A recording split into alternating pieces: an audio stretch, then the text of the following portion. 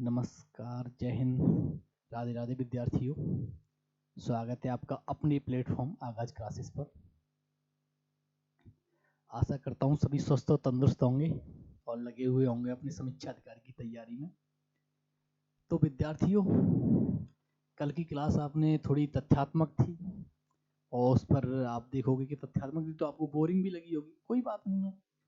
लेकिन वो बोरिंग लगे या न लगे, दवा या कड़वी होती है, लेकिन स्वास्थ्य लाभ उसी से होता है। तो उसे कड़वी दवा समझकर उस क्लास को आप मतलब उस क्लास को रट लेना। जो भी मैंने आपको पत्रिकाओं की जो लिस्ट आपको प्रोवाइड करवाई थी बाद में, जो क्लास के अंत में जो मैंने आपको बताया था, तो ये सब क्या है, क्योंकि वहाँ से आयोग प्रश्न उठाता है। तो इस वजह से विद्यार्थियों, तो आज की आप क्लास बिना देरी के हम सीधे क्लास पे आते हैं।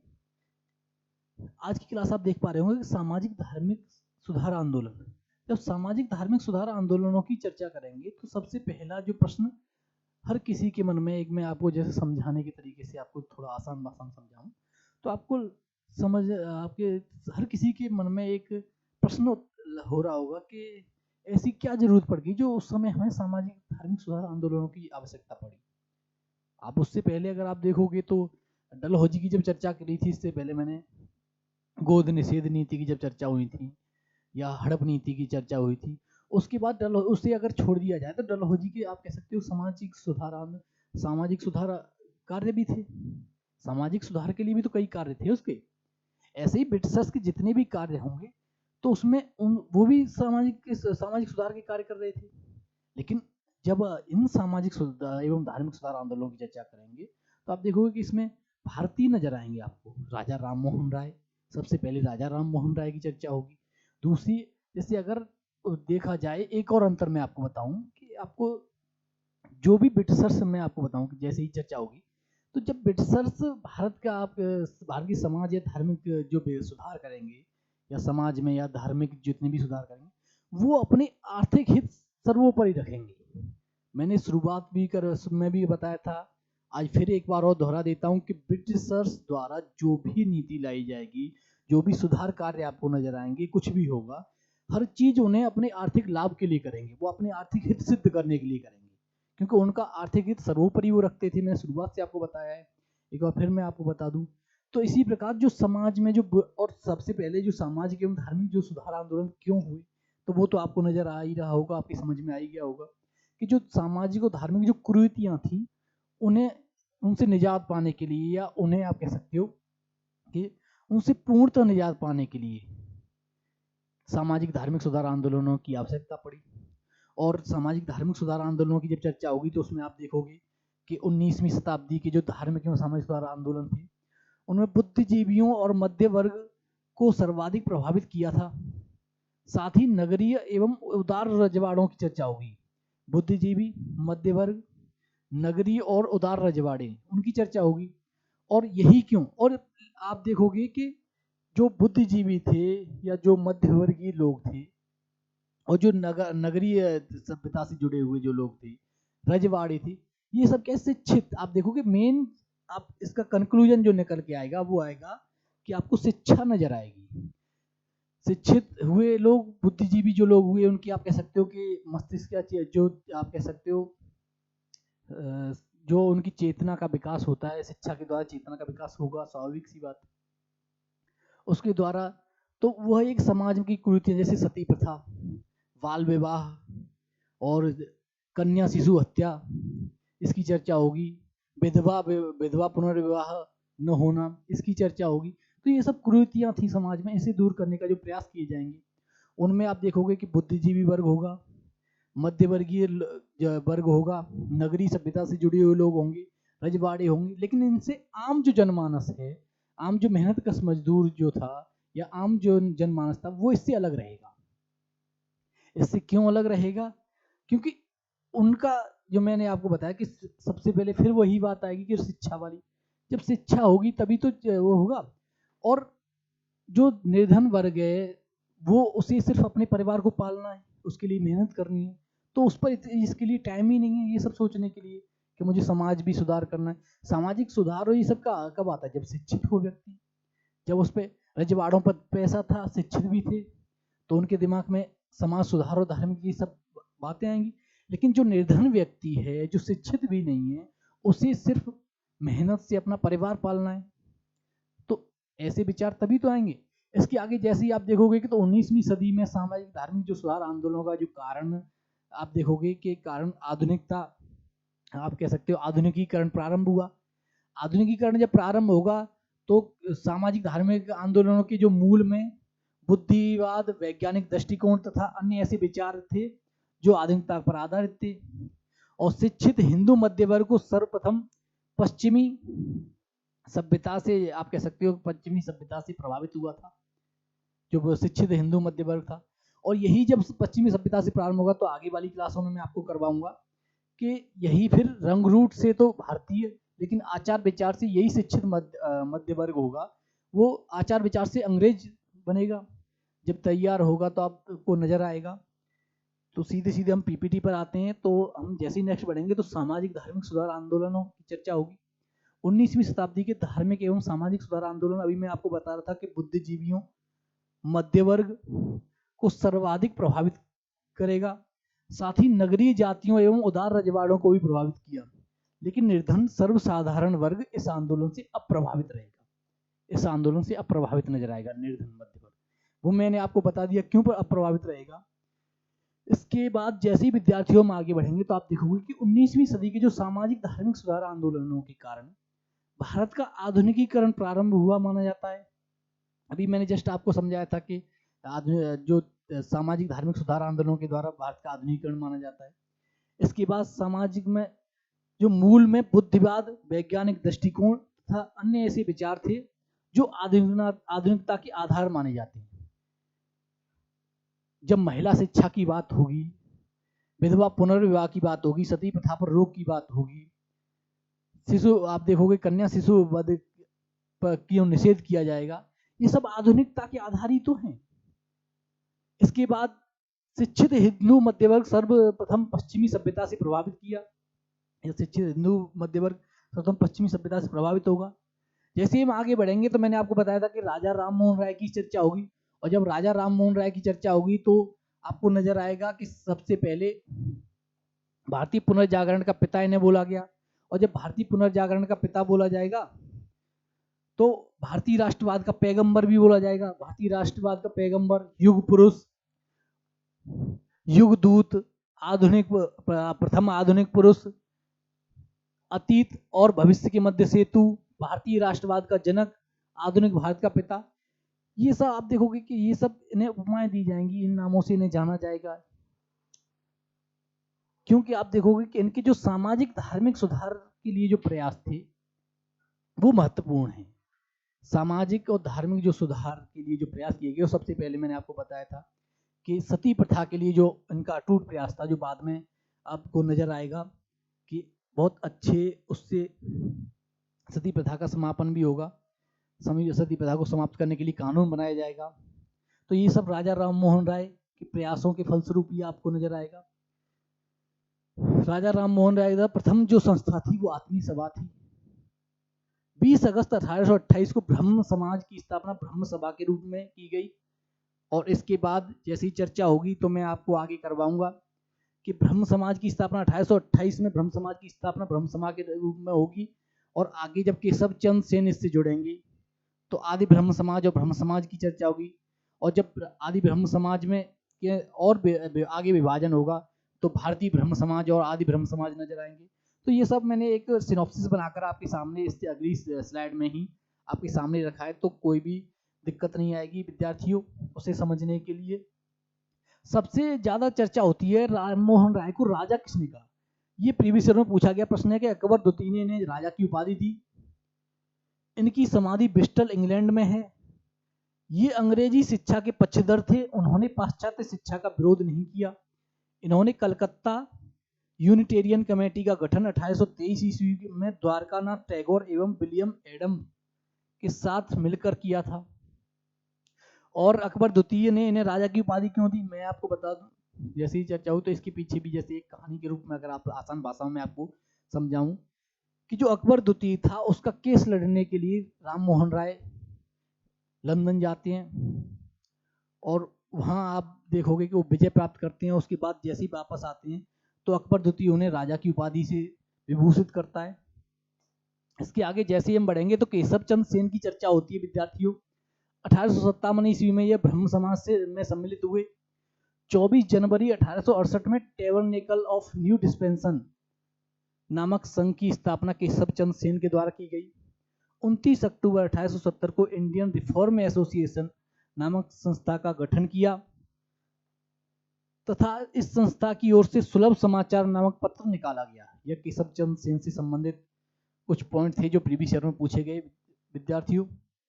इसके आगे जैसे ही ब्रह्म समाज की जब चर्चा करें तो ब्रह्म समाज की मैंने आपको बताया था कि स्थापना 1828 ईस्वी में ब्रह्म सभा के रूप में राजा राम मोहन राय ने की। यह एक देववाद के सिद्धांत पर आधारित है। ब्रह्म समाज में जो प्रथम विभाजन 1865 ईस्वी में हुआ, जो आप देखोगे कि दो भागों में भारतीय ब्रह्म समाज केशव चंद्र सेन के द्वारा स्थापित किया गया और आदि ब्रह्म समाज पूर्व स्थापित जो ब्रह्म समाज को ही आदि ब्रह्म समाज बोला गया। अभी मैंने आपको बताया था। इसके बाद जब दूसरा विभाजन होगा वह विद्यार्थियों 1878 ईस्वी में एक बार फिर से ब्रह्म समाज में विभाजन होगा। एक साधारण ब्रह्म समाज और दूसरा भारतीय ब्रह्म समाज। भारतीय ब्रह्म समाज जो केशव चंद्र सेन के द्वारा जो स्थापित किया गया था 1865 में, वही 1878 ईस्वी में भारतीय ब्रह्म समाज के रूप में जाना जाएगा। इससे 1878 ईस्वी में इससे अलग होकर साधारण ब्रह्म समाज को आनंद मोहन बोस और विश्वनाथ शास्त्री के द्वारा स्थापित किया जाएगा। और दूसरे विभाजन का जो कारण है वो मैं आपको बता दूं कि जब केशव चंद्र सेन बालिकाओं के विवाह की 12 वर्ष उम्र या 14 वर्ष जिस तरीके से बालिकाओं के विवाह की निश्चित आयु के लिए संघर्ष कर रहे थे आंदोलन, ब्रह्म समाज उसी पर आंदोलन कर रहा था। उसी पे आप देखोगे कि केशव चंद्र सेन अपनी अल्पवयस्क पुत्री का विवाह कूच बिहार के एक वृद्ध राजा से कर देंगे, जिसके विरोध में ब्रह्म समाज में विभाजन होगा और साधारण ब्रह्म समाज को आनंद मोहन बोस और शिवनाथ शास्त्री द्वारा स्थापित किया जाएगा।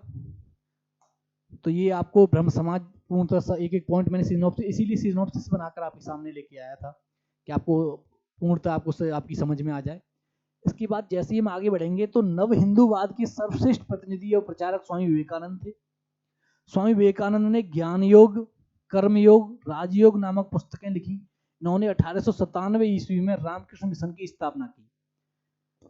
इसे जो रामकृष्ण मिशन था इसी औपचारिक मान्यता 1909 में मिली। तो ये भी पूछ लेता है कभी कभी विद्यार्थियों की औपचारिक मान्यता कब मिली, तो 1909 में मिली। इसके आगे जैसे ही बढ़ेंगे तो आप देखोगे कि शारदा मणि मुखोपाध्याय, शारदा देवी रामकृष्ण परमहंस की पत्नी थी। इन्हीं के नाम पर मैंने आपको बताया था कि शारदा एक्ट की जब चर्चा हुई थी। दयानंद सरस्वती का मूल नाम मूलशंकर था। इन्होंने 7 अप्रैल 1875 ईस्वी में मुंबई में आर्य समाज की स्थापना की और इन्होंने वेदों की ओर लौटो यह नारा दिया। या आप कह सकते हो कि वेदों की ओर लौटो एक एवं वेद ही समस्त ज्ञान के स्रोत हैं का नारा दिया। इन्हें भारत का मार्टिन लूथर किंग बोला जाता है। तो सीधे सीधे आपसे प्रश्न पूछता है आयोग कि भारत का मार्टिन लूथर किंग किसे बोला जाता है, तो आप देखोगे कि दयानंद सरस्वती को भारत का मार्टिन लूथर किंग बोला जाता है। तो इसके बाद जैसे ही हम आगे बढ़ेंगे तो इससे आगे चर्चा होगी प्रार्थना समाज की। प्रार्थना समाज से पहले एक दो पॉइंट और हैं तो वो भी देख लेते हैं। इनकी प्रसिद्ध जो आप देखोगे दयानंद सरस्वती की जो प्रसिद्ध पुस्तक थी वो सत्यार्थ प्रकाश थी। ये कई बार प्रीवियस ईयर में प्रश्न पूछा गया है।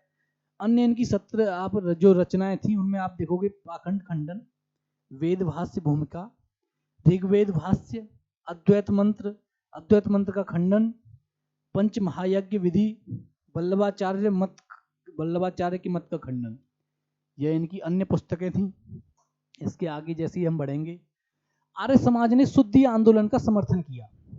स्वामी दयानंद ने कहा कि अच्छा शासन स्वशासन का स्थानापन्न नहीं है, अर्थात बुरे से बुरा राज्य अच्छे विदेशी राज्य से भी अच्छा है। तो यह पीसीएस में तो अक्सर पूछा ही जाता है, आयोग में भी हो सकता है, समीक्षा अधिकारी में भी पूछ ले। तो इस पर विद्यार्थी आप ध्यान रखना, ये पॉइंट सीधे सीधे आपको पूछ लेगा यह किसने कहा, तो इस पर विशेष ध्यान रखना है। आगे दयानंद सरस्वती ने सर्वप्रथम, ये दयानंद है, ये दमानंद नहीं है, ये थोड़ी वर्तनीय अशुद्धि है। दयानंद ने सर्वप्रथम स्वराज शब्द का प्रयोग किया और हिंदी को राष्ट्रभाषा माना। इन्होंने ही सर्वप्रथम विदेशी वस्तुओं का बहिष्कार और स्वदेशी वस्तुओं को अपनाने पर बल दिया।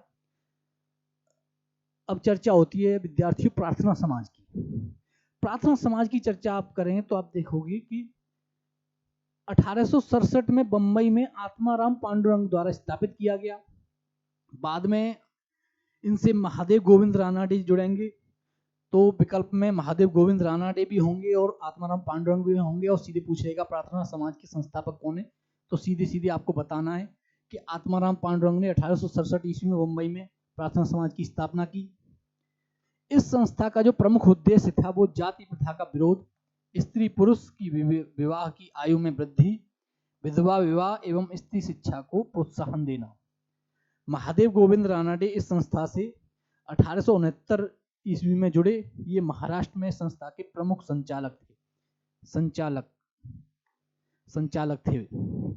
तो विद्यार्थियों, इससे आगे जैसे ही हम बढ़ेंगे तो देव समाज की चर्चा होती है। देव समाज एक बार प्रश्न पूछा गया है, तो इसीलिए मैंने इसमें पॉइंट डाला है। देव समाज की स्थापना 1887 ईस्वी में शिव नारायण अग्निहोत्री ने लाहौर में की थी। 1873 ईस्वी में सत्यशोधक समाज की स्थापना ज्योतिबा फुले ने की। इन्होंने 1872 में गुलामगिरी नामक, यह पुस्तक 3-4 बार पूछी गई है, तो आप ध्यान रखना विद्यार्थियों कि गुलामगिरी के लेखक कौन है, ज्योतिबा फुले। गुलामगिरी नामक पुस्तक लिखी। इन्होंने शक्तिशाली गैर ब्राह्मण आंदोलन का संचालन किया। पिछड़े वर्गों का उत्थान सत्यशोधक समाज का मुख्य कार्यक्रम था। सत्यशोधक समाज ने महाराष्ट्र में एक जाति विरोधी आंदोलन को संगठित किया। राधाकांत देव ने 1830 ईस्वी में बंगाल में धर्म सभा की स्थापना कर सामाजिक धार्मिक सुधारों का विरोध किया और रूढ़िवादिता का समर्थन किया। राधा स्वामी सत्संग आंदोलन की स्थापना 1861 ईस्वी में आगरा में एक बैंकर या एक महाजन या बैंकर तुलसीराम, जो बाद में शिवदयाल साहब या आप देखोगे कि स्वामी जी महाराज के नाम से प्रसिद्ध हुए या लोकप्रिय हुए, उनके द्वारा की गई थी राधा स्वामी सत्संग आंदोलन की जो स्थापना। महाराष्ट्र के समाज सुधारक गोपाल हरि देशमुख 1823 से 92 ईस्वी को लोक हितवादी कहा गया है। तो सीधे पूछ लेता है विद्यार्थियों कि लोक हितवादी किसे कहा गया है, तो आपको बिना देरी के लगाना है गोपाल हरि देशमुख। नेक्स्ट आते हैं, महाराष्ट्र में विधवा पुनर्विवाह हेतु प्रथम अभियान का नेतृत्व विष्णु परशुराम पंडित के द्वारा किया गया। इन्होंने 1850 ईस्वी में वीडो रिमैरेज सोसाइटी की स्थापना की। 19वीं सदी के महानतम पारसी समाज सुधारक बहराम जी मालावारी थे। इन्होंने बाल विवाह के खिलाफ तथा विधवा विवाह के समर्थन में एक पत्रिका का संपादन किया तथा 1891 ईस्वी में दी एज ऑफ कॉन्सेप्ट एक्ट, सम्मित आयु अधिनियम, जिसे बाद में हिंदी में आप देखोगे सम्मित आयु अधिनियम। वैसे अंग्रेजी में आप याद रखना, अंग्रेजी में ही ज्यादातर अक्सर पूछता है, लेकिन हिंदी में भी पूछ लेता है। दोनों आपको ध्यान रखना है कि एज ऑफ कॉन्सेप्ट एक्ट या सम्मित आयु अधिनियम किसके द्वारा या किसके प्रयासों से लाया गया, तो आपको ध्यान रखना है बहराम जी मालावाड़ी। ये बाल विवाह प्रथा को वैधानिक रूप से समाप्त करने के लिए प्रसिद्ध हैं। इनके द्वारा लड़कियों की न्यूनतम आयु 12 वर्ष की गई या लड़कियों के विवाह की न्यूनतम आयु 12 वर्ष की गई। तिलक ने इस अधिनियम का विरोध किया। अब ये जो महत्वपूर्ण जो पॉइंट है, इस पे आप ध्यान रखना है कि तिलक ने इस अधिनियम का विरोध किया। अब आपको नजर आएगा कि तिलक, अक्सर कर आप सबके दिमाग में एक प्रश्न कौंध रहा होगा कि तिलक ने इस अधिनियम का विरोध क्यों किया, ये तो समाज सुधार के लिए अधिनियम था। लेकिन आप देखोगे कि तिलक के द्वारा जो विरोध किया गया वो उस नकारात्मक नहीं था, उसे नकारात्मक नहीं बोल सकती, क्योंकि उनकी एक राष्ट्रवादी सोच का आप कह सकते हो पर्याय था। क्योंकि वह जो तिलक थे, तिलक मानते थे कि जो भी भारतीय समाज या भारतीय धर्म में जो सुधार किए जाएं वो भारतीयों के द्वारा किए जाएं। ब्रिटिशर्स के द्वारा हमारे समाज में, या ब्रिटिशर्स हमारे समाज में सुधार करने वाले होते कौन है, इस सोच के द्वारा राष्ट्रवादी सोच का पर्याय था।